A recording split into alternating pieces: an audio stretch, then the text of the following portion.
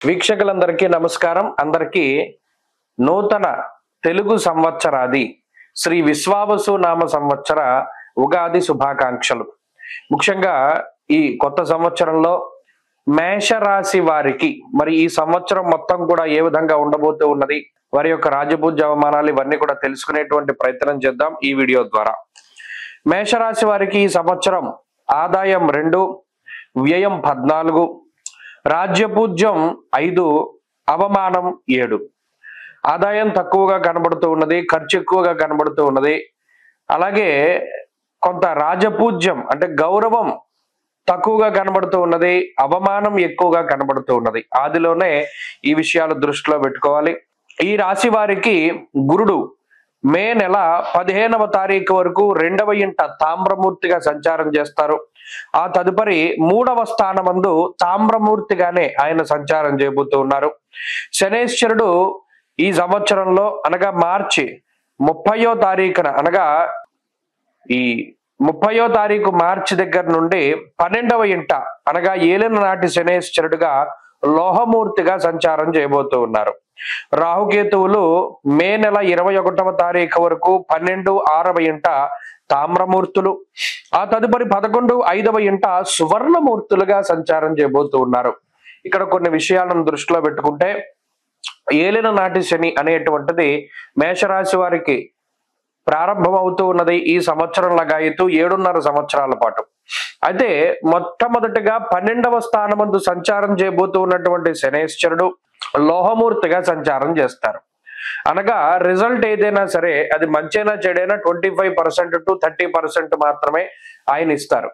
ఒక మంచి విషయం ఏంటి అంటే మేషరాశి వారికి మే 15, మే 21వ తారీఖు దాటిన తర్వాత నుండి 11వ స్థానానికి రాహు వెళుతున్నారు. సువర్ణమూర్తిగా సంచారం చేస్తారు. అనగా 100% ఆయన ఇచ్చేటువంటి రిజల్ట్, లాభస్థానము అంటే గుడ్ రిజల్ట్, మంచి ఫలితము. కాబట్టి రాహు మంచి శుభ ఫలితాలను ఇవ్వబోతూ ఉన్నారు. ఇక గురుడు తామ్రమూర్తిగానే సంచారం చేయబోతూ ఉన్నారు. తృతీయ గురుడు కూడా తామ్రమూర్తిగానే, ఆయన కూడా 25 to 30% బ్యాడ్ రిజల్ట్ ఇస్తారు. అనగా ఈ సంవత్సరంలో 2 దీర్ఘ సంచార గ్రహాలు ప్రతికూలంగా ఉన్నాయి. రాహుకేతువుల యొక్క సంచారం చాలా అనుకూలంగా ఉంది. చాలా మంది అపోహపడేటువంటిది ఏంటంటే కేతువు పంచమ స్థాన స్థితి ఫలితం ఏంటి అని అడుగుతారు.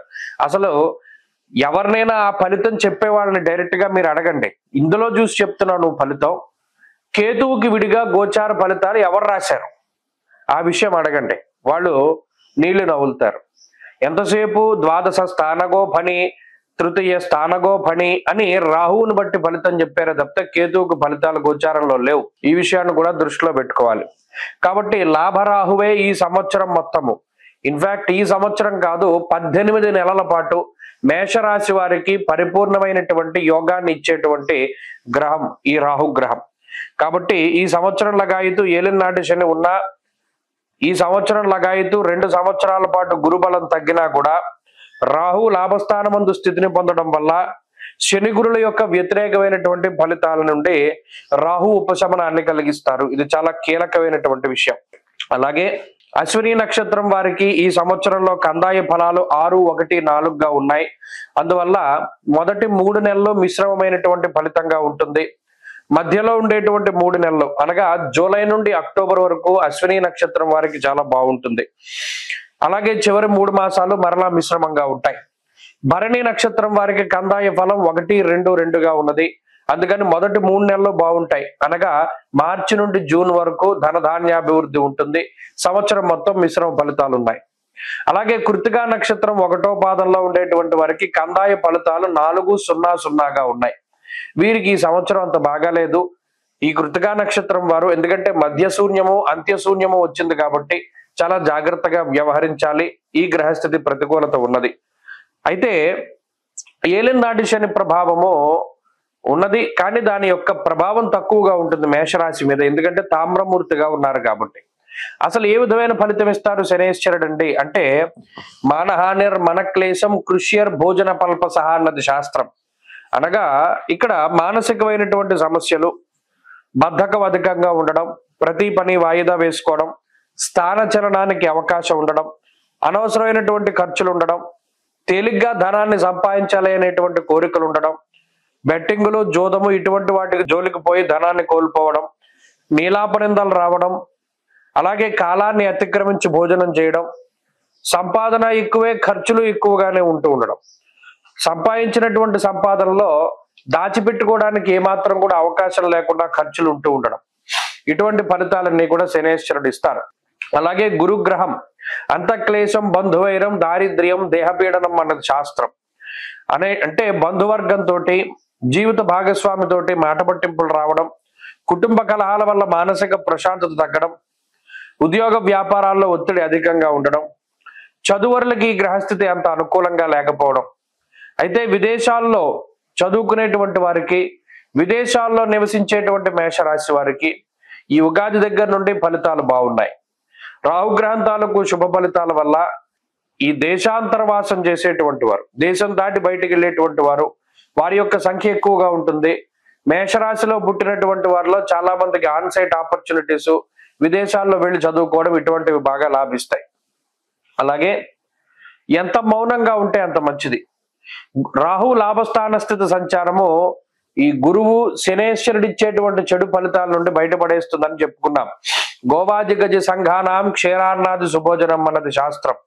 అనగా వివాహాది శుభ కార్యక్రమాలు జరగడం, గతంలో కోల్పోయినటువంటి ధనాన్ని తిరిగి సంపాదించుకునేటువంటి ప్రయత్నం చేయడం, నష్టద్రవ్య పునఃప్రాప్యర్థ సిద్ధి, కోల్పోయిన అవకాశాలు తిరిగి పొందడం, సంఘంలో గౌరవ మర్యాదలు, సొంత ఇంట్లో ఉండాలి లేదా సొంత ఇల్లు ఉండాలి అనేటువంటి కళ, సొంత వాహనం ఉండాలి, బంగారు వస్తువులు, ఆభరణాలు ఇటువంటివి కొనుగోలు చేయాలి అనేటువంటి కోరికలు నెరవేరడం, సంతానం కలగడం, దేశ విదేశాల్లో ఉండేటువంటి వారు అక్కడ ప్రభుత్వ గుర్తింపు పొందుతూ ఉండడం, ఇటువంటివన్నీ అవకాశం ఉన్నాయి.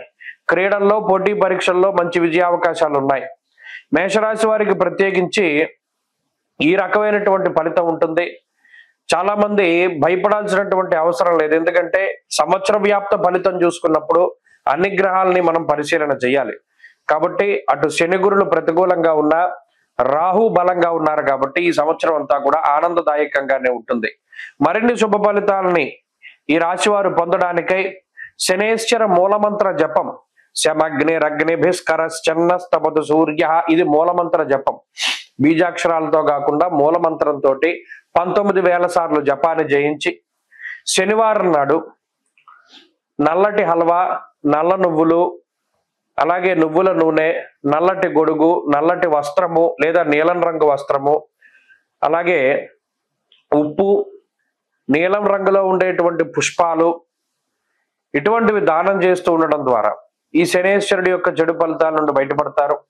అలాగే ఈ సంవత్సరం మొత్తం ఆరాధించవలసినటువంటి దైవం దక్షిణామూర్తి. ఈ సంవత్సరంలో అనుకూలమైనటువంటి వారం ఆదివారం.